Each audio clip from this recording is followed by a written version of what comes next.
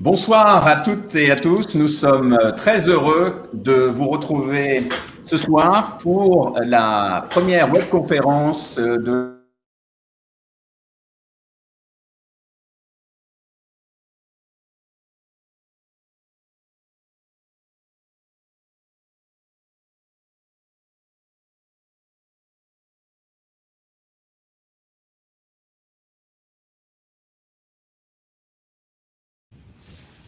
est à droite de votre écran. Et avec cet onglet, eh bien, tout simplement, vous allez pouvoir communiquer avec les participants. Et ce que je vous demanderai, ce que font déjà beaucoup d'entre vous, Edwige, Yann, Gilbert, c'est de se souhaiter la bienvenue. Je crois qu'aujourd'hui, c'est la journée des câlins, alors profitez-en. Utilisez le chat, dites-nous où vous êtes, d'où vous venez. Vous êtes très nombreux, plus de 90 personnes connectées. Vraiment un grand merci pour être avec nous ce soir. Voilà, vous savez comment utiliser le chat et sachez que les intervenants eh bien, vous répondront dans une partie qui est consacrée à la réponse aux commentaires et aux questions. Voilà. Donc, vous appuyez tout simplement pour ceux qui on l'utilise pour la première fois. Une fois que vous avez écrit votre message en bas, vous appuyez sur « Entrée ». Voilà, merci à tous et bienvenue et bonne année. Alors, les intervenants ce soir seront présentés par Ethel Zerman-Poisson, qui est la présidente de la F3M. Et puis, nous aurons des questions-réponses. Et nous vous remercions également d'avoir eu l'amabilité de nous envoyer déjà des questions au moment de la lecture de la vidéo. Et en introduction, sachez pour chacun d'entre vous qui avait posé ces questions que nous les avons intégrées et que les intervenants y répondront. Voilà. Ensuite, je passe la parole à Ethel. Bonsoir à tous et bonne année. C'est vraiment un grand plaisir pour moi de démarrer l'année 2020 par cette webconférence sur l'électrophorèse des protéines. Ce sujet était en gestation depuis près d'1 an. En effet, c'est au dernier congrès de la Société française d'hématologie, lorsque j'ai rencontré l'équipe de Sebia qui développe l'appareillage et les réactifs de dosage des protéines, que l'idée est venue. Et l'équipe de Sebia a eu la gentillesse de nous accompagner dans le projet, de nous recevoir dans leurs locaux pour tourner la vidéo que vous avez pu voir, et nous les remercions vivement. Je l'ai bien vu dans les échanges sur les réseaux sociaux, ou au sein de nos réunions de la F3M ou dans les groupes de parole. Le sujet de l'électrophorèse des protéines et de ce fameux pic revient fréquemment et est toujours source d'anxiété par la complexité de son interprétation. Et je pensais donc qu'il était essentiel de faire cette webconférence sur comprendre l'électrophorèse des protéines. Et comme la médecine ne peut se passer de la biologie, 2 spécialistes vont animer cette réunion. Il y a d'une part Olivier Decaux, qui est hématologue au CHU de Rennes, que vous connaissez bien pour ses nombreuses participations au MOOC, et Thomas Dejoie, biologiste au CHU de Nantes. Je les remercie vivement d'avoir accepté de consacrer du temps pour nous former et pour nous informer. Vous êtes très nombreux là à être inscrits et à participer à cette webconférence. On en est à 103 personnes. Donc je vous invite vivement à écrire vos questions. Comme chaque fois, les orateurs vont commencer par vous présenter quelques diapositives et nous pourrons ensuite répondre à vos questions. Mais je vous demanderai de respecter les règles, de ne pas poser de questions personnelles et de ne pas poser de questions hors sujet, sinon on ne pourra pas les traiter. Voilà, ben écoutez, bonne webconférence et je donne la parole à Thomas Dejoie, je pense, qui va commencer. Bien, bonsoir à tous. Merci Ethel pour cette présentation. Écoutez, je suis très honoré de participer à cette webconférence et de pouvoir partager avec vous des notions de biologie du myélome. Alors, c'est quelque chose qui m'occupe maintenant depuis de nombreuses années avec la complicité d'Olivier. On a fait déjà pas mal de travaux ensemble et échangé sur la biologie du myélome. C'est un sujet qui est passionnant, qui est parfois compliqué, qui est sans doute effectivement compliqué pour les patients, avec beaucoup de données, beaucoup de connaissances à avoir. Et c'est vrai que chacun devient finalement spécialiste un petit peu de sa maladie.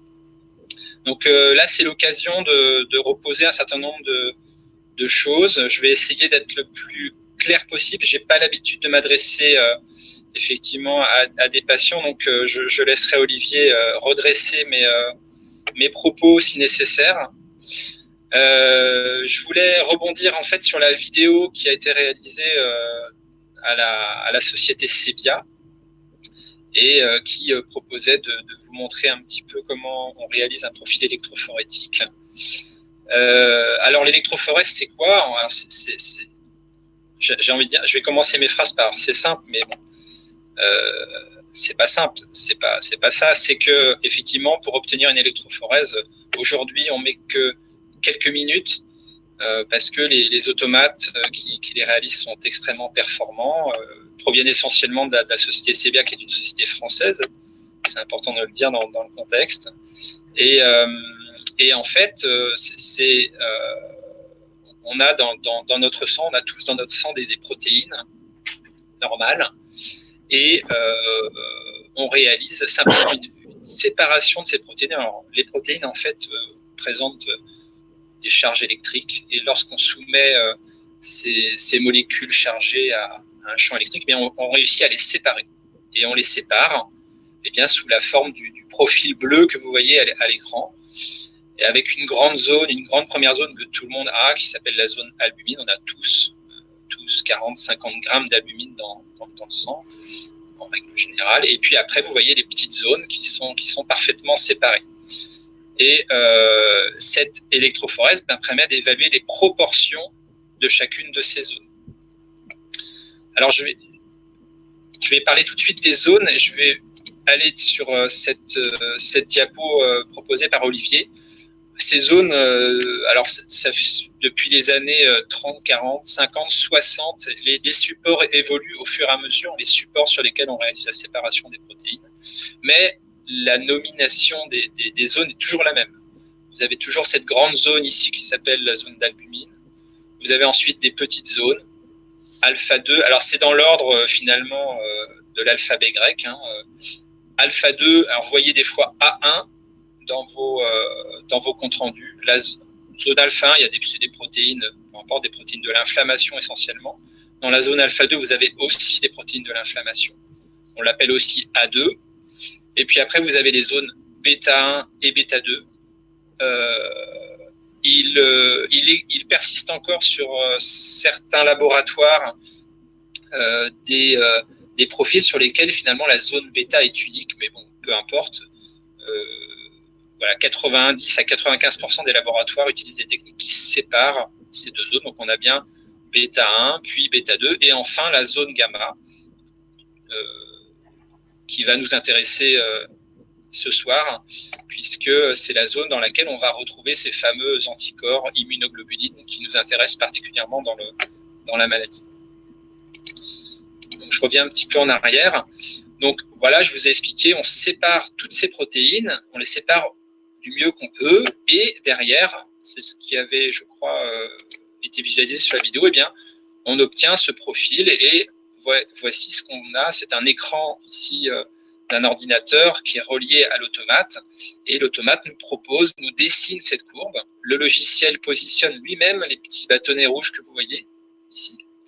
Donc ça sépare de manière automatique les zones, et le logiciel nous propose, alors effectivement c'est la zone albumine qui est la plus importante, nous propose des chiffres ici, alors que je ne vois pas très bien, mais je ne sais pas si on peut se mettre en grand écran. Non, je ne vois pas mieux. Ça fait 60%, à peu près 60% d'albumine, et puis le reste réparti sur les autres zones, avec la zone gamma, ici la zone qui va nous intéresser, qui est à 12,6%. Voilà ce que j'appelle des proportions de séparation de protéines. D'accord ? Et quand on veut transformer ça en concentration en grammes par litre, eh bien, on utilise une petite formule. On utilise des protéines totales et puis ça va nous donner les concentrations en grammes par litre. Donc voilà ce que c'est effectivement les valeurs que vous retrouvez sur vos comptes rendus avec le profil d'électrophorèse qui est parfois imprimé aussi sur les comptes rendus. Voilà ce qu'on peut observer et comment on les obtient. Et donc, c'est bien un logiciel qui détermine les minima. Et puis, vous aviez vu dans la vidéo que Marie-Thérèse faisait une estimation du pic. Bien là, c'est pareil. Alors, ce n'est pas le logiciel qui le fait, hein, c'est vraiment l'opérateur. Quand on identifie un pic comme celui qu'on voit sur cette diapo, voilà, sur cette diapo, ici. Donc, si vous avez un pic qui apparaît, Olivier expliquera à quoi il correspond. Eh bien, c'est pareil, c'est sur ce logiciel. On va cliquer sur ces petites applications et on va disposer d'autres petits bâtonnets rouges pour déterminer un début et une fin au pic, ce qui va nous rajouter finalement une zone de pic monoclonal dont on va pouvoir estimer la concentration.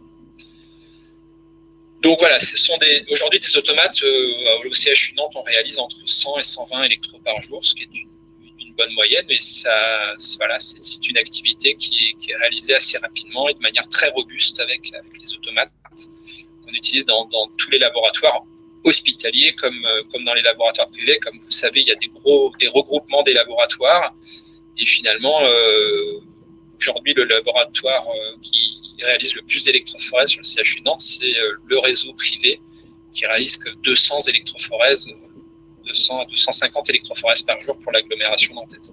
Donc, on reste sur des activités très importantes et qui nécessitent des machines extrêmement performantes.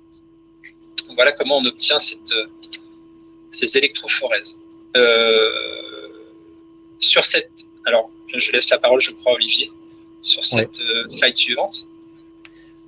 Bonsoir à tous. Donc, je vais enchaîner. Alors, cette électrophorèse, elle est importante dans le myélome et surtout dans la partie qu'on appelle les gamma-globulines, donc la partie qui est entourée en rouge ici. Alors, gamma-globulines, ça correspond à ce qu'on appelle les anticorps ou les immunoglobulines. C'est des noms différents pour dire la même chose. À droite, on a représenté un anticorps. Un anticorps, c'est une protéine qui a cette forme-là, qui est formée de 4 parties, 4 chaînes, ou 4 briques, on peut appeler ça comme ça, 2 grosses briques qu'on appelle des chaînes lourdes et 2 petites briques qu'on appelle des chaînes légères. On y reviendra tout à l'heure sur ces fameuses chaînes légères. Alors les anticorps, ils ont une particularité, c'est que des anticorps, c'est des protéines qui sont capables de reconnaître une cible et chaque anticorps reconnaît une seule cible. C'est comme quand on a une clé qui reconnaît une seule serrure. Et donc les anticorps, leur fonction naturelle, c'est de se coller sur les virus et les bactéries comme des gommettes qui vont dire à nos globules blancs, attention, danger, c'est un pathogène, il faut le détruire. Donc les anticorps sont essentiels dans les défenses contre les infections, et notamment quand on se vaccine, on fait fabriquer par notre corps des anticorps contre le tétanos, contre la grippe, anticorps qui, si le tétanos ou la grippe arrive dans notre corps, vont se coller dessus comme des gommettes et dire à nos globules blancs, attention, danger, et nous aider à le détruire. Donc c'est important d'avoir des anticorps, et on a un grand nombre d'anticorps très variés, qui ont des formes, des poids, des tailles différents. Et donc, quand on prend une électrophorèse normale, on a ce qu'on appelle le dôme des gamma-globulines parce qu'il y a plein d'anticorps différents qui vont s'accumuler dans cette zone. Et donc, on a, encore une fois, ce qu'on appelle un dôme des gamma-globulines. Et en agrandissant un peu, il y a cet agglomérat d'anticorps avec des tailles, des poids différents qui donnent cet aspect-là. Alors, pourquoi c'est important les anticorps ? Parce qu'il se trouve que les cellules qui fabriquent les anticorps se situent dans la moelle. Ces cellules, c'est des globules blancs hyper spécialisés qu'on appelle des plasmocytes. Et il se trouve que les cellules qui sont pathologiques dans le myélome, ce sont justement ces plasmocytes. Et le myélome, c'est donc une maladie maligne des plasmocytes. Ça veut dire qu'il y a un plasmocyte qui devient cancéreux, malin, et qui va se multiplier à l'infini. Et comme c'est une maladie maligne, le principe des maladies malignes, c'est que c'est la même cellule qui se multiplie des milliers, des milliards de fois, donc ce qu'on appelle un clone, la même cellule reproduit des milliers de fois. Cette cellule, elle va fabriquer le même anticorps, puisque chaque plasmocyte fabrique un seul type d'anticorps. Et en fabriquant le même anticorps, elle va entraîner un excès de cet anticorps. Donc là, c'est une petite représentation qui montre des plasmocytes très schématisés, mais le principe, c'est qu'en fabriquant le même anticorps, à l'électrophorèse des protides, cet anticorps, puisque c'est exactement le même qui est reproduit des milliers de fois, il va se déplacer dans la machine d'électrophorèse exactement au même endroit. Donc ça va donner ce qu'on appelle un pic, c'est-à-dire en fait un dépôt, une concentration très importante du même anticorps au même endroit à l'électrophorèse des protéines. Et donc ce qu'on voit ici sous la forme d'un pic, sur le schéma au-dessus, ça correspond en fait au fait qu'il y a un anticorps, le même, reproduit des milliers de fois, en plus grande quantité que les autres. Et pourquoi ça c'est important? Parce que finalement, c'est le témoin de ce qui se passe dans la moelle. Comme dans toutes les maladies malignes, on a des cellules qui se multiplient de façon importante, de façon clonale, donc c'est la même cellule qui se reproduit des milliers de fois. Si on voulait suivre l'évolution de la maladie, l'idéal, enfin le standard, ce serait d'aller dans la moelle, regarder ce qui se passe. Et heureusement, dans cette maladie, on a un témoin sanguin qui nous permet de suivre ce qui se passe dans la moelle. Et plus le pic va augmenter, plus ça traduira que les cellules dans la moelle augmentent. Si le pic diminue, ça traduira que les cellules diminuent et donc le traitement est efficace. Donc on a ce témoin, ce pic qui va nous permettre de suivre l'évolution de la maladie. Et donc pour les patients, c'est un confort parce que ça évite de faire des analyses médulaires trop répétées, analyses médulaires qu'on appelle le myélogramme et qui sont quand même des examens peu agréables. Donc voilà, le pic, ça correspond à cet excès d'anticorps qu'on appelle des anticorps clonaux puisque c'est le même anticorps reproduit des milliers de fois et qu'on voit sous la forme de ce pic à l'électrophorèse. Alors, parfois, il y a à peu près 80% des myélomes qui sécrètent cet anticorps complet, qu'on voit donc sous la forme d'un pic à électrophorèse. Et puis, il y a à peu près 20% des patients chez qui les plasmocytes se sont déréglés et ne sont plus capables de fabriquer un anticorps complet. Donc, ils fabriquent ce qu'on appelle des chaînes légères, c'est-à-dire des fragments d'anticorps. Et dans ces cas-là, on peut ne pas avoir de pic ou un pic de très petite taille à l'électrophorèse des protides, voire on ne peut ne pas avoir de pic du tout. C'est ce qui est représenté à droite sur ce schéma-là. Il y a des patients qui n'ont pas de pic et qui ont au contraire une diminution importante des anticorps. Et dans ces cas-là, on peut être confronté donc, à des patients qui ont un myélome dit à chaîne légère. Et dans ces cas-là, pour suivre l'évolution de la maladie, on ne peut pas utiliser l'électrophorèse des protides, il faut utiliser d'autres dosages dont on parlera tout à l'heure, notamment le dosage des chaînes légères sériques, donc dans le sang, et puis la protéinurie, donc les protéines dans les urines. Et quand on trouve des protéines dans les urines dans le myélome, c'est le plus souvent des chaînes légères, parce qu'elles sont très petites et elles passent dans les urines. Voilà ce qu'on pouvait dire sur le pic. Une précision quand même, c'est que on a dit que les anticorps migraient dans la zone qu'on appelle les gamma-globulines. Il y a certains types d'anticorps, on parlera des différents types d'anticorps, il y a des G, des A principalement, et en fonction de leur taille, certains ont tendance à migrer dans d'autres zones, et notamment dans la zone des bêta-2 globulines. Ça ne change rien, c'est le même principe, c'est un anticorps, mais du fait de sa taille, il est un peu plus lourd et il se déplace un peu moins, donc il reste bloqué dans la zone des bêta, mais ça n'a aucune signification. Le lieu de migration n'a aucune signification, ce qui compte, c'est la quantité d'anticorps et son évolution sous traitement. Voilà ce qu'on voulait vous dire en introduction, et n'hésitez pas à nous faire clarifier certaines choses si besoin, et maintenant on va répondre à vos questions. Je ne sais pas s'il y a des questions. Alors, Ethel, votre micro est débranché, je crois. Non. c'est bon. Voilà. Donc, on va commencer par une première session de questions. Il y a une question qui revient très souvent, c'est est-ce que le pic, la valeur du pic est corrélée à la gravité du myélome? Alors, je peux répondre. La taille du pic n'a aucune corrélation avec la gravité du myélome. Un patient qui a un pic à 30 grammes peut avoir un myélome beaucoup moins sévère, moins compliqué qu'un patient qui a un pic à 5 grammes. La taille du pic, elle va être importante pour un patient donné pour suivre l'évolution de sa maladie. Et finalement, il ne faut surtout pas comparer les pics entre différents patients. Ce qui compte, c'est le point de départ. Un patient part avec un pic à 30 grammes, c'est le point de départ, et c'est à partir de là qu'on va voir l'évolution et suivre l'évolution de la maladie. Donc un patient dont le pic est à 30 grammes, l'objectif, c'est qu'il baisse. Un patient dont le pic est à 10 grammes, l'objectif, c'est qu'il baisse.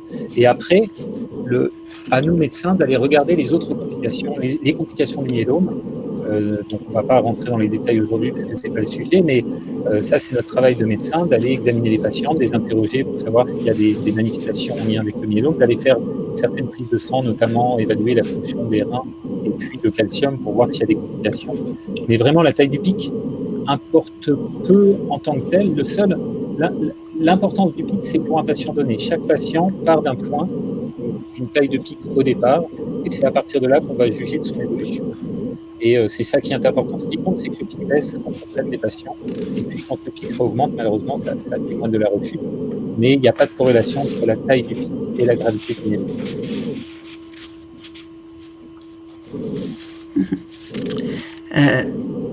Autre question qui est revenue. Est-ce que j'ai essayé d'un petit peu les classer. Qu'est-ce que veut dire un pic oligoclonal, un profil oligoclonal? Oui. Dans un compte rendu. Je prends la parole, Olivier, si tu veux bien. Quand on regarde des électrophorèses, on analyse chaque zone. Alors, l'électrophorèse, c'est un examen qui est effectivement réalisé très souvent, et ce sera peut-être un sujet sur lequel on arrivera un peu plus tard, qui est réalisé très souvent pour des bilans pour des patients sur des contextes infectieux, sur des contextes de maladies inflammatoires chroniques, etc. On veut essayer d'évaluer les choses. Et il se trouve que chaque zone est analysée d'un point de vue quantitatif. On regarde si les concentrations de cette zone sont dans les valeurs de référence attendues. Et puis on regarde les aspects. Et l'aspect pic monoclonal, vous l'avez bien compris maintenant sur cette diapositive, c'est la partie, c'est le profil de gauche. C'est un profil monoclonal, pas de discussion. On fait d'autres examens, je crois qu'on en parlera un petit peu plus tard, pour identifier la nature de ce pic. Ça ne pose pas de problème. En revanche, parfois, cette zone gamma, là je reviens sur le profil central, cette zone gamma entourée en rouge, eh bien, présente en fait non pas un dôme, comme disait Olivier, mais plusieurs petites anomalies. Et donc, on passe, c'est un vocable, hein, on passe de monoclonal à oligoclonal. Oligo, ça veut dire plusieurs en petite quantité, donc plusieurs pics, plusieurs petits pics. Et c'est ça un profil oligoclonal. Et on l'identifie en faisant appel à une technique d'identification des composants de la zone gamma, qui est l'immunofixation, que vous voyez aussi sur vos comptes rendus. Je ne vais pas rentrer dans le détail technique de cette analyse, mais en gros, on réalise plusieurs électrophorèses, on rajoute des réactifs et on nous permet d'identifier la nature des anomalies qui sont visibles à l'électrophorèse, et avec une sensibilité meilleure que l'électrophorèse. C'est-à-dire qu'on peut voir des petites anomalies visibles à l'immunofixation qu'on ne voyait pas à l'électrophorèse. C'est pour ça que l'immunofixation est dite une technique plus sensible que l'électrophorèse pour détecter des anomalies. Donc pour revenir sur l'oligoclonalité, ce sont des profils qu'on peut rencontrer très fréquemment chez des patients qui ont une infection en cours, qui ont une maladie inflammatoire, voilà, et en général, ces profils oligoclonaux, effectivement, sont transitoires et disparaissent lorsque la causalité a disparu. Chez les patients myélomes, ce profil oligoclonal, on le voit très souvent pour des patients qui bénéficient des patients dits jeunes, qui bénéficient d'un traitement intensif par autogreffe. Eh bien, lorsque la moelle osseuse se reconstitue et reconstitue son stock de plasmocytes normaux, eh bien, en fait, la reconstitution est pas globale immédiatement, mais se fait par petits. On voit les petits clones normaux arriver. C'est pour ça qu'on voit souvent, très souvent, des profils oligoclonaux ou un profil oligoclonal émerger dans cette zone gamma. Et ce qui peut parfois nous déranger un petit peu pour répondre à la question du clinicien, est-ce que l'anomalie qui me permettait de suivre mon patient est toujours là ou est absente, c'est ce que j'attends. Et parce que effectivement le profil oligoclonal peut donner des difficultés d'interprétation. Voilà. J'espère avoir répondu à la question sur l'oligoclonalité, entre guillemets. Alors, les questions fusent, il y en a vraiment beaucoup, de nombreuses questions. On parle beaucoup de myélome non sécrétant et de rapport kappa sur lambda. Ça peut être dans le même domaine, enfin d'aborder peut-être les myélomes à chaîne légère, si je ne me trompe pas. Est-ce que ça a un lien? Une question, est-ce que des lésions osseuses peuvent exister avec un myélome non sécrétant? Alors, je vais répondre à cette dernière question et je laisserai Thomas parler du rapport kappa sur lambda. les complications du myélome sont indépendantes du taux d'anticorps qui est produit dans le sang. En fait, les cellules tumorales, c'est ces fameux globules blancs plasmocytes qui sont dans la moelle et ils ont une agressivité qui leur est propre. Et puis, parallèlement à ça, ils sont capables, normalement, de sécréter un anticorps qui nous permet de dépister et de suivre la maladie. Donc, c'est deux choses complètement décorrélées. La seule chose qui est corrélée, c'est que chez un patient donné, quand c'est un myélome sécrétant, c'est-à-dire qu'il y a un anticorps sécrété, quand le nombre de cellules augmente dans la moelle, le pic augmente, ou les chaînes légères augmentent, et quand les cellules diminuent dans la moelle, le pic baisse, les chaînes légères baissent. Voilà, ça c'est la chose. Par contre, les complications, elles sont indépendantes de la production du pic. Donc, on peut avoir des lésions osseuses chez un patient qui a un myélome non sécrétant. Alors, en général, on le dépiste sur des douleurs osseuses. C'est pour ça qu'il est important qu'on voit les patients et qu'on interroge, on discute avec les patients pour savoir s'ils ont des douleurs osseuses.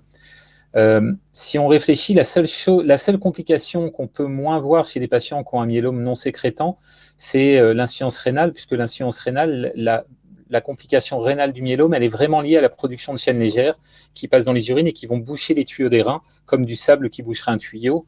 Et donc, un patient qui est oligosécrétant, c'est-à-dire qui ne sécrète pas d'anticorps ou de fragments d'anticorps, c'est-à-dire pas de chaînes légères, théoriquement ne peut pas avoir d'atteinte rénale puisque c'est les chaînes légères qui sont responsables. Mais toutes les autres complications du myélome peuvent être présentes, y compris quand il y a un myélome oligosécrétant ou non sécrétant.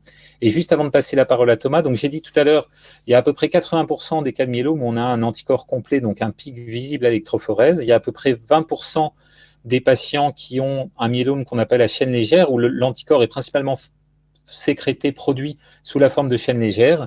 Et il y a un très petit nombre de patients, c'est moins de 2% à peu près, alors c'est heureusement devenu assez rare, qui sont des myélomes dits oligo ou paucisécrétants, c'est-à-dire qu'en fait, malheureusement, la cellule est tellement déréglée qu'elle fabrique plus d'anticorps, plus de chaînes légères, et donc on est en grande difficulté parce que dans les dosages sanguins urinaires, on n'est plus capable de trouver cet anticorps, et donc c'est difficile parce qu'on n'a plus cet indicateur de progression de la maladie. Et donc, c'est des patients chez qui on est contraint de faire des analyses médulaires régulières, chez qui on est contraint de faire des analyses d'imagerie, que ce soit des scanners, des IRM ou des TEP scanners, parce que finalement, le marqueur le plus simple, qui est le marqueur sanguin ou urinaire, n'est plus disponible.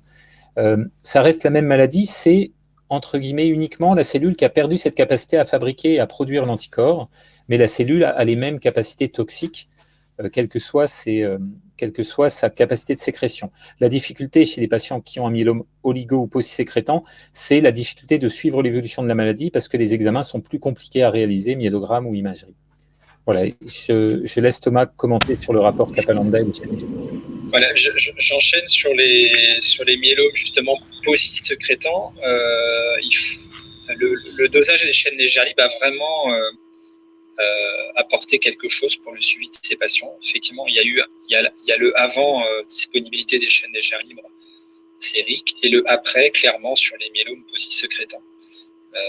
Puisque dès les premiers lancements de ce dosage, les premières études rétrospectives sur des grandes cohortes d'échantillons qui étaient disponibles, notamment aux États-Unis, eh bien, on a pu comme ça mettre en évidence chez des patients pour qui on n'avait aucun moyen de suivi simple, eh bien qu'effectivement, il y avait quand même une sécrétion de chaînes légères libres qu'on pouvait doser de manière très, très claire dans le sérum, qu'on ne voyait pas dans les urines.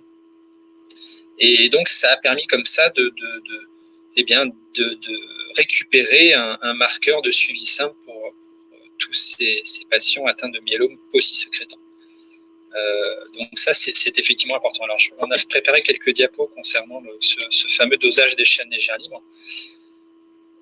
Alors, excusez-moi, c'est des phrases, mais je voulais bien poser les mots, c'est important. Donc, comme vous l'a dit Olivier, on travaille sur un anticorps. L'anticorps, il a 4 chaînes identiques 2 à 2. Il y a ce qu'on appelle la chaîne lourde, qui est la chaîne la plus longue, et puis chaque chaîne lourde est flanquée d'une chaîne légère. Et ces chaînes sont identiques 2 à 2. Ce qui est entouré au milieu en bleu, eh bien, ce sont les chaînes légères. Il faut savoir que physiologiquement, ces chaînes, donc ces protéines, sont produites dans le plasmocyte légèrement en excès pour faciliter la formation des anticorps et des immunoglobulines. Donc, naturellement, tout à chacun, nous produisons des chaînes légères libres qui se retrouvent, alors qui partent de la moelle, qui se retrouvent dans le sang et qui après sont éliminés par les reins. Il y a donc alors deux types de chaînes légères libres, on les appelle kappa et lambda, comme il y a différents types de chaînes lourdes, alpha dans les IgA, gamma dans les IgG, mu dans les IgM, bref, et elles ont été nommées kappa et lambda par rapport à leurs découvreurs, bref, et donc on est capable aujourd'hui avec des automates de grande routine, eh bien, de réaliser à la fois un dosage dans le sérum des chaînes légères dites kappa, donc toutes les chaînes qui kappa, et puis un autre dosage pour toutes les chaînes lambda. Et vous voyez que, donc je suis sur la troisième ligne, la valeur normale, eh bien, un individu doit retrouver environ moins de 20 mg de chaîne kappa normale dans le sang et moins de 25 mg de chaîne lambda. Ça, c'est le statut de base. Et donc, de fait, le ratio, c'est simplement un rapport qui est obtenu en divisant la valeur du dosage kappa sur le dosage lambda, ce qui est appelé le ratio kappa sur lambda. Et là, les valeurs normales, vous voyez, sont autour de 1, vont de 0,25 à 1,65. C'est ce que j'ai montré. Ratio, c'est le rapport simplement des chaînes kappa dans le sérum sur les chaînes lambda dans le sérum. Là, on ne parle pas de monoclonal ou de polyclonal, hein, c'est tout. Quand on est du poly ou du mono, on dose tout et après on fait le ratio.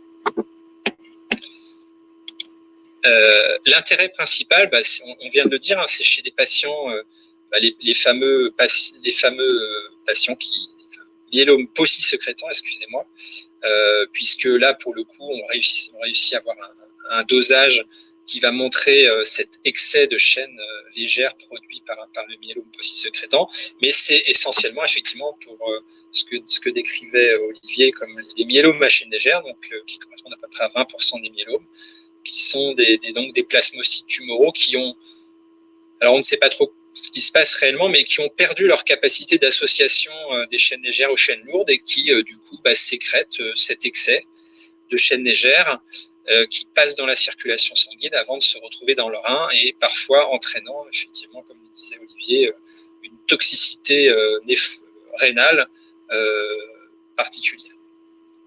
Donc c'est très important effectivement et très utile aujourd'hui en pratique de réaliser ce dosage des chaînes légères libres dans le sérum pour le suivi des patients atteints de myélome à chaîne légère. Et il est vrai que ça a été montré plusieurs fois que clairement on a une meilleure sensibilité avec le suivi du dosage des chaînes légères libres sériques par rapport à l'estimation de la présence des chaînes légères dans les urines, qui se fait simplement par électrophorèse. On réalise pareil une électrophorèse des protéines des urines. Donc on sépare ces protéines grâce à un champ électrique, et puis on va repérer la présence de ces protéines anormales et pouvoir en faire une estimation avec le même logiciel en réalisant le positionnement de minima pour estimer pour évaluer et mesurer un pic monoclonal dans les urines.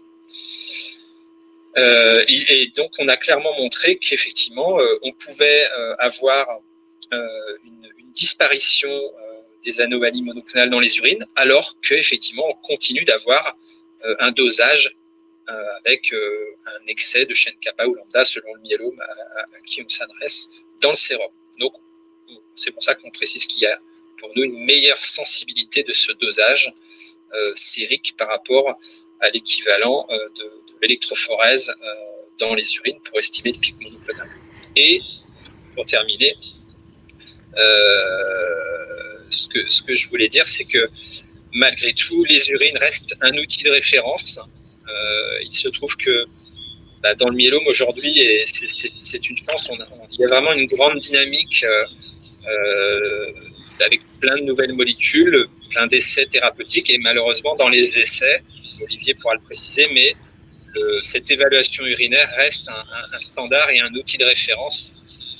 Et donc ce qui vous oblige à faire cette récolte d'urine des 24 heures et de l'apporter consciencieusement au laboratoire privé ou laboratoire hospitalier pour que les analyses soient réalisées.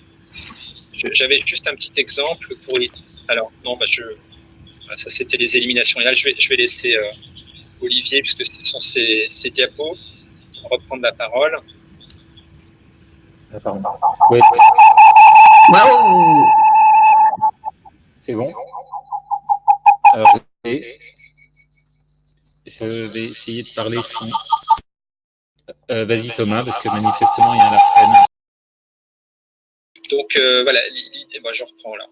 L'idée, c'est qu'effectivement, comme vous l'explique, ces chaînes légères sont produites en excès dans le sang, et vous savez que la totalité du sang est filtrée à plusieurs reprises chaque jour par ces unités qu'on appelle le néphron, qui se retrouvent à des milliers d'exemplaires dans chacun de nos reins.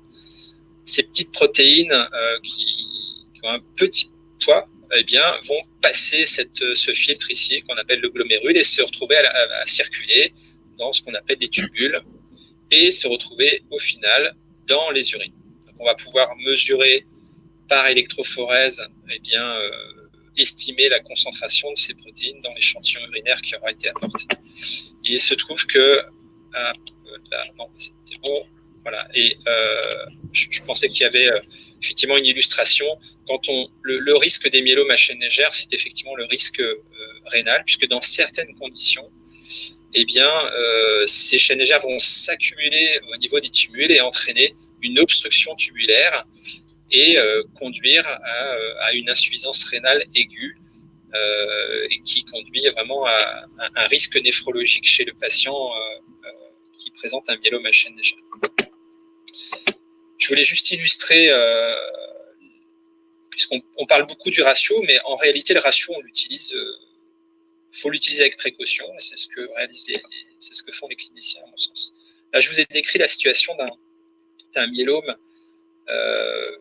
au diagnostic où on a identifié de manière très claire un pic avec une IgG kappa estimée à 30 grammes par litre à l'électrophorèse. Et lorsqu'on réalise le dosage des chaînes légères libres, on voit qu'en plus de produire ces IgG kappa, on retrouve un excès de chaînes légères libres kappa monoclonales estimé à 1000 mg par litre.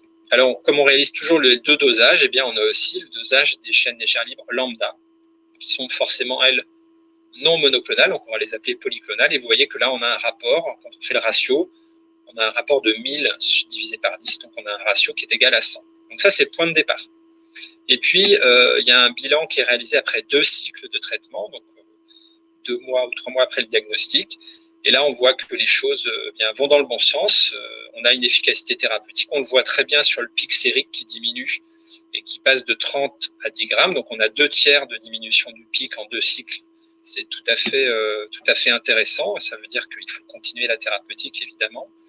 Et puis, on voit aussi que les chaînes kappa, au départ, on était à 1000 mg par litre, on descend cette fois-ci à 100 mg. Donc là, on a une réponse estimée à 90%. Et pour autant, vous voyez que, je mets à la fin, chaîne kappa égale 100 mg. Les lambdas sont à 1 mg. Bon, c'est comme ça, on passe de 10 à 1, donc de valeur normale à valeur normale, et que ça fait toujours un ratio qui est égal à 100. Donc là, on ne peut pas tenir compte du ratio. Ce qu'on montre, c'est qu'on a une diminution du pic et une diminution des chaînes légères, donc on est dans l'efficacité thérapeutique. Et là, le ratio qui est maintenu à 100 est simplement lié à l'artefact, entre guillemets, de la chute des chaînes lambda, qui, elles, sont non monoclonales. Et voilà, donc le ratio est maintenu à 100, mais voilà, donc il faut se méfier de ce ratio qui est un rapport. Donc, si on fait varier le numérateur et le dénominateur dans un sens ou dans l'autre, ça a un effet très important sur la valeur du ratio. Et donc, voilà, ça doit être appréhendé avec beaucoup de prudence. Je ne sais pas, Olivier, si tu veux compléter. Non, je ne sais pas. Je suis désolé de mon micro. Est-ce que vous m'entendez là? Je vais essayer.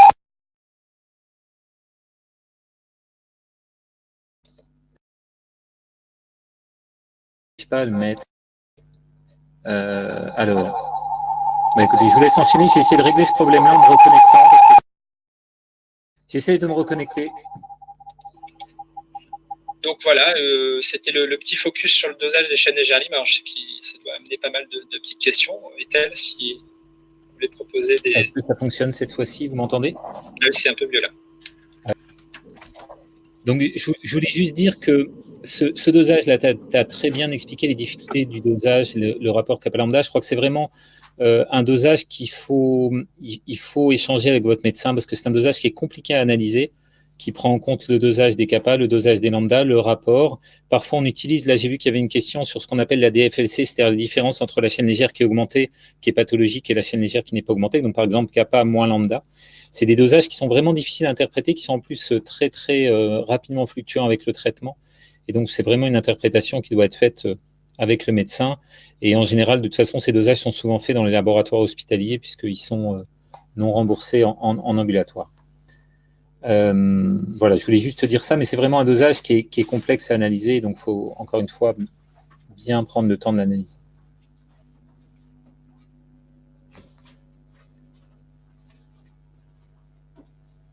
Je repasse la parole à Théo, excusez-moi. Oui, voilà. Donc, je vais revenir sur quelques questions. Il y a plusieurs questions sur le deuxième pic qui peut apparaître lorsqu'il y a traitement par isatuximab ou daratumumab. Donc ça, je pense qu'il faudra parler de ça. Et j'ai eu aussi plusieurs questions sur une évolution différente entre le pic et un pic monoclonal qui est stable ou qui augmente, des chaînes légères qui diminuent ou qui augmentent, enfin des réponses différentes entre le pic monoclonal et les chaînes légères. Comment on interprète ça? Commencer, puis Thomas, tu compléteras. Alors, c'est une interprétation qui... Tout dépend dans quel sens ça évolue. Normalement, théoriquement, s'il y a un pic, on doit, les recommandations internationales, c'est de se baser sur le pic pour évaluer la réponse. Quand le pic est important, c'est-à-dire à plus de 10 grammes, et théoriquement, on ne regarde pas les chaînes légères, mais effectivement, beaucoup d'entre nous, médecins, on dose à la fois le pic et les chaînes légères. Alors, l'évolution est forcément différente parce que la durée de vie dans le sang des anticorps complets et des chaînes légères est différente. C'est-à-dire qu'un anticorps complet, si on le laisse circuler dans le sang, il va disparaître en 3 semaines, 1 mois à peu près, alors que les chaînes légères, elles disparaissent en 1 semaine à peu près. C'est-à-dire que si on arrête la production des anticorps par la cellule tumorale parce qu'il y a un traitement efficace, le pic va mettre plus de temps à diminuer que les chaînes légères. Donc, on peut avoir un pic qui diminue moins vite que les chaînes légères. L'essentiel, c'est que les deux diminuent. Même s'il y en a un qui diminue plus que l'autre, peu importe, l'essentiel, c'est que les deux diminuent. Après, ce qu'on peut observer parfois, c'est des patients dont le pic a diminué, dont le pic a bien diminué, les chaînes légères ont disparu, et puis, ou nettement diminué, et puis à un moment, les chaînes légères remontent alors que le pic ne remonte pas. Et ça, c'est des situations qu'on observe de temps en temps, qui ne sont pas très fréquentes, mais qu'on observe quand même régulièrement, où en fait, la cellule tumorale, au moment de la rechute, a modifié son comportement et n'est parfois plus capable de fabriquer l'anticorps complet, ne fabrique plus que des anticorps sous forme de chaînes légères. Donc on appelle ça des échappements sous forme de myélome à chaîne légère. Ça arrive régulièrement, même si encore une fois, ce n'est pas les cas les plus fréquents. Donc on a parfois des discordances avec un pic qui ne remonte pas, mais les chaînes légères qui augmentent. On a parfois aussi quelques cas, très rares cas, où le myélome devient non sécrétant à la rechute. Pareil, parce que la cellule acquiert cette incapacité à fabriquer l'anticorps. Après, je dirais que si dans les rares cas, on a une discordance, c'est-à-dire qu'il y en a un des deux qui baisse et l'autre qui monte, dans ces cas-là, ce qu'on fait, c'est qu'on complète. D'abord, on refait des examens, parce que parfois, ça peut être des fluctuations. Ça dépend aussi de la variation qu'on observe, parce que Thomas en reparlera sûrement tout à l'heure, ces dosages-là, ils peuvent, si on les répète, il peut y avoir des variations très modérées. Par exemple, si le pic passe de 4 à 4,9 ou à 5, ce n'est pas une variation significative. Il faut vraiment que ce soit des variations plus fortes pour que ça soit significatif et qu'on l'interprète comme une augmentation chez les patients. Et donc, si jamais on a une discordance réelle, c'est-à-dire qu'on a un des dosages qui monte et l'autre qui baisse, à ce moment-là, on va reproduire les dosages pour être sûr que c'est une vraie tendance. On va avoir tendance à compléter les explorations en refaisant une analyse de moelle pour voir ce qui se passe dans la moelle, parce que quand il y a une discordance, on a besoin d'aller plus loin. On va compléter les examens avec des examens d'imagerie, et puis c'est une interprétation à ce moment-là qui est globale pour savoir ce qui se passe. Mais les cas réellement discordants où on a un des tests qui augmente et l'autre qui diminue, c'est quand même assez rare. Les cas le plus souvent, c'est l'un qui diminue moins vite que l'autre. Comme je vous le disais, le pic a tendance à diminuer moins vite que les chaînes légères. Ça, c'est assez fréquent que les chaînes légères baissent beaucoup plus vite. Je ne sais pas si Thomas, tu as des choses à rajouter à ça. De dire si on arrête la production, eh bien, la disparition se fait en 3 semaines. en réalité, ce qui se passe, c'est que il faut plusieurs lignes de traitement pour finalement neutraliser l'ensemble des plasmocytes tumoraux. Donc, c'est normal que ça mette plus de temps que 3 semaines. Voilà, c'est je dirais, un temps théorique. Ça. Je voulais revenir sur les anticorps monoclonaux. Donc, effectivement, ces traitements sont apparus et très efficaces, très intéressants dans l'arsenal thérapeutique. Et en revanche, effectivement, nous posent des problèmes biologistes, puisque ces anticorps, comme leur nom l'indique, ce sont des anticorps. Donc, naturellement, ils vont se retrouver et être visualisables à l'électrophorèse pour peu que leur concentration dans la circulation soit suffisante. Et le daratumumab, qui est très utilisé aujourd'hui, alors c'est pas tous les patients, on a beau donner la même dose à 50 patients, et bien il y en a certains pour lesquels on va pouvoir visualiser le daratumumab et d'autres chez qui on ne le verra jamais. Ça n'a pas de rapport avec l'efficacité ou quoi que ce soit, c'est juste une question d'élimination, de pharmacocinétique, peu importe. Et lorsqu'on le voit à l'électrophorèse, ce pic se situe dans la zone des gamma, comme attendu. Si jamais on fait une identification par immunofixation, eh bien, on trouve une IgG-kappa, puisque le daratumumab est en fait un anticorps qui est une IgG-kappa, dirigé spécifiquement contre un récepteur qui est situé à la surface des plasmocytes tumoraux. Et en revanche, les plus fortes concentrations qu'on ait vues au laboratoire, eh bien, ne permettent pas d'avoir un pic qui dépasse les 2 grammes par litre. C'est plutôt, ne dépasse jamais le gramme par litre. C'est exceptionnel qu'on dépasse le gramme par litre. C'est la notion qu'on a et c'est effectivement ce qu'on a pu vérifier en réalisant l'ensemble de suivi des patients inclus dans la grande étude Cassiopée pilotée par l'IFM. L'isatuximab, c'est le petit frère du daratumumab. Et alors, il a une position de migration qui est un petit peu différente, puisqu'il va migrer au tout début de la zone gamma. Et de la même façon, voilà, il ne pose pas plus de problèmes. On n'aura jamais de confusion entre un pic à 5 grammes et en se disant, tiens, est-ce que c'est un anticorps monoclonal? Non. Puisque les prélèvements sont toujours faits avant la perfusion suivante, donc on est vraiment sur un taux résiduel, eh bien, on n'aura jamais cette question à se dire est-ce que ce pic, cet IgG-kappa que je vois dans la zone qui est à 5 grammes, est-ce que c'est de l'anticorps monoclonal thérapeutique? La réponse, c'est clairement non. Ouais, pour compléter, j'ai envie de dire que le problème du petit pic qu'on aperçoit chez les patients sous DARA, en général, la question se pose chez les patients qui sont en très bonne réponse. C'est-à-dire que si on voit le pic du DARA, c'est que le gros pic a disparu. Donc, c'est des patients qui sont en très bonne réponse. Et même chez un patient qui aurait un myélome à chaîne légère, un myélome à chaîne légère ne devient jamais.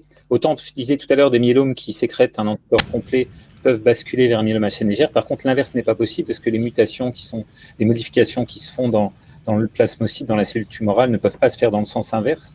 Et donc, chez un patient qui n'aurait pas de pic parce qu'il a un myélome à chaîne légère et qui est sous daratumumab ou isatuximab, l'apparition d'un petit pic à 1 gramme correspond forcément à l'apparition d'anticorps. Donc, c'est rarement une difficulté et une inquiétude pour les médecins. Ça peut l'être pour les patients parce qu'effectivement, c'est difficile à interpréter, mais en général, quand la question se pose, c'est toujours dans des situations de bonne réponse en général.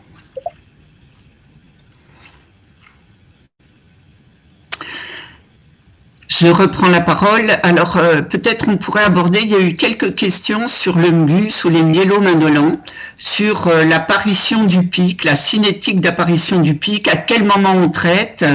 Donc, je pense que Olivier Decaux pourrait nous parler de ça. Et la même chose au niveau de la rechute, au niveau de la cinétique d'apparition du pic, qu'est-ce qu'on peut dire?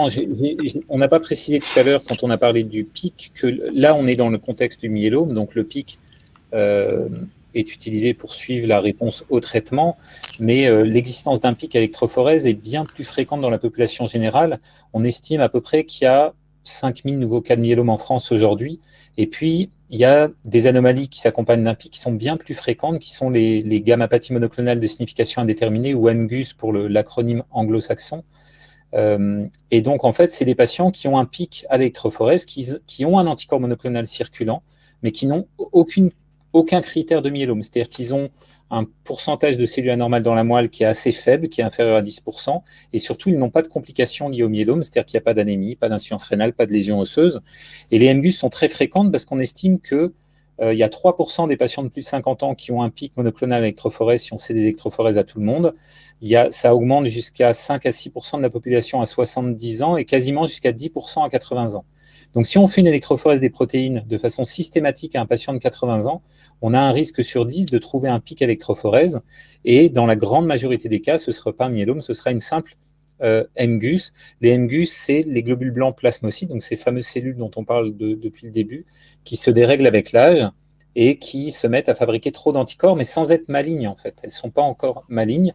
Alors les MGUS peuvent progresser vers le myélome, mais le risque est très faible, c'est moins de 1% par an. C'est-à-dire qu'une MGUS, tous les ans, va rester stable, sans progression vers un myélome, dans 99% des cas chaque année. Entre le myélome et la MGUS, il y a ce qu'on appelle le myélome indolent. C'est le même principe, c'est-à-dire qu'il y a un pic, il y a un anticorps monoclonal. La différence, c'est que le pourcentage de cellules anormales dans la moelle est plus important. On estime, en général, la définition, c'est plus de 10%, ou alors que le pic est plus important. Quand le pic est à plus de 30 grammes et qu'il n'y a pas de critère de myélome, on appelle ça aussi un myélome indolent. C'est une forme intermédiaire entre la MGUS et le myélome multiple. On estime donc un myélome indolent, c'est des patients qui ont un pourcentage de cellules anormales dans la moelle important, plus de 10%, un pic, une gammapathie monoclonale, donc un anticorps monoclonal, et qui n'ont pas de complications de myélome. Et là, par contre, le risque est un peu plus important. Le risque de progression, il est à peu près de 10% par an. Donc, un peu plus de risque. Donc, on surveille un peu plus attentivement les patients. Après, à partir de quelle taille du pic ou quel dosage du pic on va commencer à traiter, et finalement, on ne peut pas donner de valeur. C'est l'évolution d'un patient par rapport à son état de base. C'est-à-dire que si un patient qui a une MGUS a un pic à 25 grammes, on ne va pas le traiter parce que c'est une MGUS. Par contre, un patient qui a une MGUS à 5 grammes dont le pic va augmenter rapidement jusqu'à 25 grammes, là, on va le traiter. Donc, ce n'est pas la valeur qui compte, c'est l'augmentation, l'évolution. En général, on ne regarde pas tellement la valeur de l'augmentation, on regarde la vitesse d'augmentation. Ce qui compte, c'est que le pic n'augmente pas trop vite. Un pic qui va augmenter d'un gramme par litre tous les ans, c'est pas très inquiétant. Un patient dont le pic augmente de 10 grammes en 3 mois, c'est plus inquiétant. Ça, c'est un élément qui va être vrai aussi pour la rechute. Et puis, il y a aussi les autres manifestations. Donc, ça peut être les douleurs osseuses, l'anémie, l'insuffisance rénale, l'augmentation du calcium. Donc, ça, c'est les dosages qu'on va faire en plus du pic.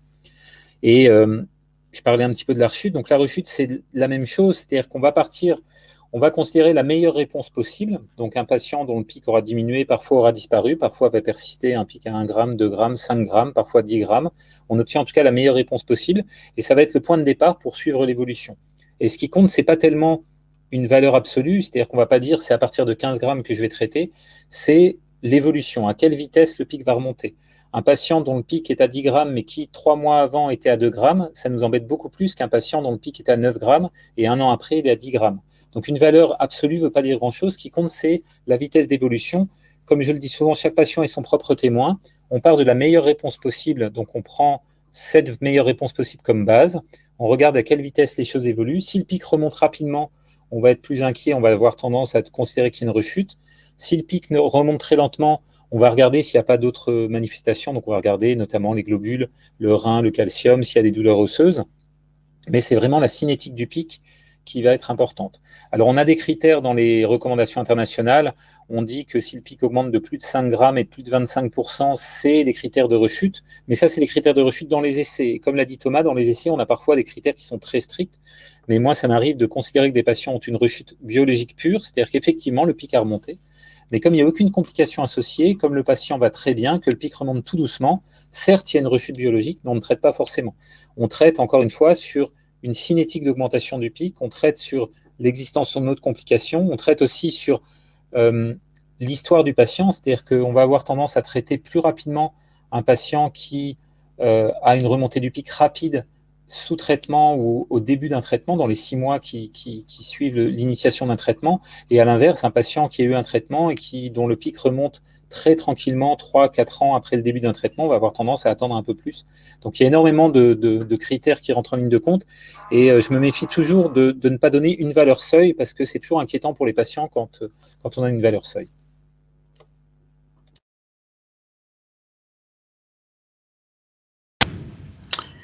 Oui, alors je revois les questions. Il y a un certain nombre de questions sur les effets secondaires des traitements, sur les neuropathies, je pense que c'était pas l'objet aujourd'hui et qu'il faut mieux qu'on se cantonne sur tout ce qui y touche aux électrophorèses. Une question n'a pas été abordée encore, c'est sur ce qu'est l'immunofixation. Je pense que Thomas n'en a pas parlé ou j'ai raté quelque chose. En fait, l'immunofixation, c'est une analyse qui est réalisée secondairement à l'électrophorèse et qui permet, alors en pratique, en fait, on utilise un support, un gel. On va poser une quantité d'échantillons à plusieurs endroits sur le gel. On va faire migrer les protéines des échantillons selon le même principe que l'électrophorèse. Et après, on va colorer, entre guillemets, ces différentes zones, ces différentes pistes, grâce à des anticorps spécifiques. Et ça nous permet d'obtenir une image précise. Alors, c'est vrai qu'on aurait pu en faire des diapos, pas grave. Et le but du jeu, c'est quoi? C'est finalement d'identifier la nature des composants monoclonaux. Par exemple, si j'ai une coloration plus intense sur la piste G et une coloration plus intense sur la piste GK, je vais pouvoir dire le pic que je voyais à l'électrophorèse, eh bien, une IgG kappa ou une IgA kappa ou une IgM lambda. Voilà. Donc, ça permet d'identifier formellement la nature des chaînes constituant le pic monoclonal. Et c'est un test qu'on fait au moment du diagnostic. Et puis tout le long, tant que le pic est mesurable à l'électrophorèse, on n'a pas besoin de refaire l'immunofixation. Et je voyais ça dans les questions, est-ce que ça coûte plus cher que l'électrophorèse? La réponse est oui, c'est plus de 2 fois plus cher. Et c'est pas utile tant que le marqueur est visible à l'électrophorèse. En revanche, c'est un élément que les cliniciens utilisent pour se dire mon électrophorèse est normalisée, je vois plus de pic. Est-ce que j'ai vraiment une réponse vraiment intense? Eh bien, si je fais une immunofixation et que l'immunofixation montre la disparition de l'IgG kappa que j'avais vu initialement, je peux dire que j'ai ce qu'on appelle une réponse complète biochimique, qui est un niveau de réponse qui est tout à fait satisfaisant aujourd'hui. Alors, et donc voilà. Si vous voulez bien, c'est le temps maintenant de la conclusion. Alors, je vais proposer à chacun des intervenants de nous adresser un mot de conclusion, peut-être un message clé. Alors, on va commencer justement, Thomas, puisque vous avez la parole. Pouvez-vous nous adresser un mot de conclusion? Eh bien, c'était très, très intéressant. Je vois c'est intéressant et frustrant puisque on voit défiler les questions sur la partie droite, donc on pourrait continuer pendant de nombreuses heures. Il y a un élément que je n'ai pas abordé qui concerne la variabilité. C'est une notion qui est importante en biologie. Il faut savoir que j'avais juste cité cet exemple et ça va être très rapide. Quand vous donnez votre échantillon dans un laboratoire, si le laboratoire mesure 10 fois votre échantillon, on va trouver 10 valeurs différentes, certes très proches, mais des valeurs différentes. C'est lié aux machines, c'est lié à l'analyse, et c'est ce qu'on appelle la variabilité. Autre exemple, si vous venez 10 fois dans le même laboratoire sur l'année, et que votre maladie est très stable, alors on pourrait prendre l'exemple du composant monoclonal, mais on pourrait prendre le calcium.